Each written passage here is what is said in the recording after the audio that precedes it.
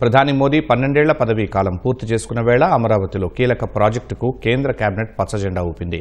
2534 కోట్ల రూపాయలతో ప్రతిపాదించిన సెంట్రల్ సెక్రటేరియట్ నిర్మాణానికి ఆమోదముద్ర వేసింది.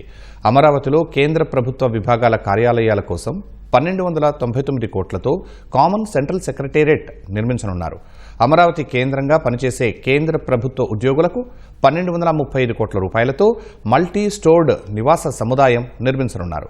సెంట్రల్ సెక్రటేరియట్ నిర్మాణానికి సిఆర్డీఏ ఇప్పటికే 22 ఎకరాలు, నివాస సముదాయం కోసం 17 ఎకరాలు కేటాయించింది. దేశ రాజధాని ఢిల్లీ తరువాత అమరావతిలోనే సెంట్రల్ సెక్రటేరియట్ నిర్మాణం కానుంది.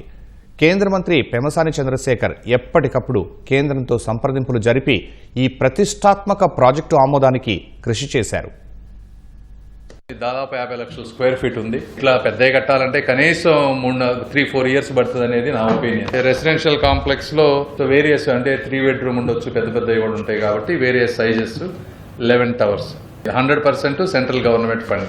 ల్యాండ్ ఒక్కటే స్టేట్ గవర్నమెంట్. కట్టడం కూడా సెంట్రల్ సిపిడబ్ల్యూడి వాళ్ళు తీసుకొని కడతారు. పోస్టల్ రీజనల్ ఆఫీస్ కూడా ఒరిజినల్ అనుకున్న ఎస్టిమేషన్ మేము 50 crores అనుకుంటే అది 110 crores అయింది. ఎందుకంటే సిఆర్డీఏలో నామ్స్ ప్రకారం గ్రౌండ్ ఫ్లోర్ పార్కింగ్స్ పెట్టమన్నారు 2 floors.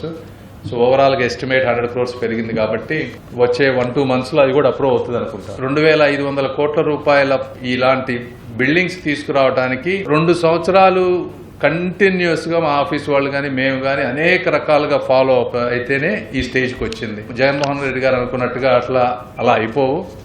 మావిగన్ లాంటి అంటే ఆలోచన లేనటువంటి, చేయటం చేతగానటువంటి, కేవలం మాటలకు పరిమితమైనటువంటి వాటికి ఒక పద్ధతి ప్రకారం సిస్టమేటిక్గా 1 by 1 పనులు చేసుకునే వచ్చేటువంటి ప్రభుత్వానికి ఉన్నటువంటి తేడాని ఆంధ్ర ప్రజల్ని గమనించమని అడుగుతా ఉన్నాను.